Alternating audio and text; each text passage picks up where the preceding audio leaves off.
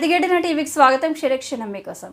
మాజీ ముఖ్యమంత్రి కేసీఆర్ పై తెలంగాణ శాసన మండలిలో సీఎం రేవంత్ రెడ్డి సెటర్లు వేశారు. కేసీఆర్ వర్క్ ఫ్రం హోమ్ చేస్తున్నారా లేక వర్క్ ఫ్రం హోమ్ ఫామ్ హౌజా అంటూ ఎద్దేవా చేశారు. ప్రభుత్వం నుంచి జీతం తీసుకుంటూ ఫామ్ హౌస్లో పడుకుంటే ఎలా అని ప్రశ్నించారు. 15 నెలలుగా అసెంబ్లీ సమావేశాలకు హాజరు కాకుండా జీతభత్యాలు పొందుతున్నారని రేవంత్ రెడ్డి ఆగ్రహించారు. ఎమ్మెల్యేగా కేసీఆర్ ఇప్పటి వరకు 57 లక్షల జీతం తీసుకుని కేవలం 2 సార్లు మాత్రమే అసెంబ్లీకి వచ్చారని మండిపడ్డారు. ఈ సందర్భంగా సీఎం రేవంత్ రెడ్డి మాట్లాడుతూ కేసీఆర్ ఆరోగ్యంగా ఉండాలని, అసెంబ్లీకి రావాలని కోరుతున్నా.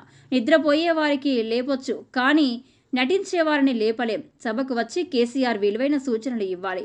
ఆయన సభకు రాకుండానే లక్షల రూపాయల జీతం తీసుకుంటున్నారు. అసెంబ్లీకి కేసీఆర్ రారు. ఆయన తన నియోజకవర్గంలోనూ క్షేత్రస్థాయిలో పర్యటించారు.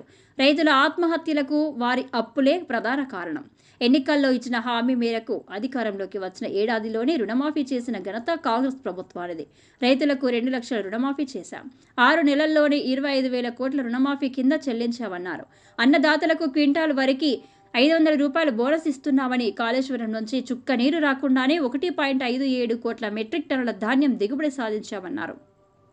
గత బీఆర్ఎస్ ప్రభుత్వం కట్టింది కాళేశ్వరం కాదు, కూలేశ్వరం అని ప్రజలే అంటున్నారు. కాంగ్రెస్ కట్టిన ప్రాజెక్టులే రైతులకు నీరు ఇస్తున్నాయని అన్నారు.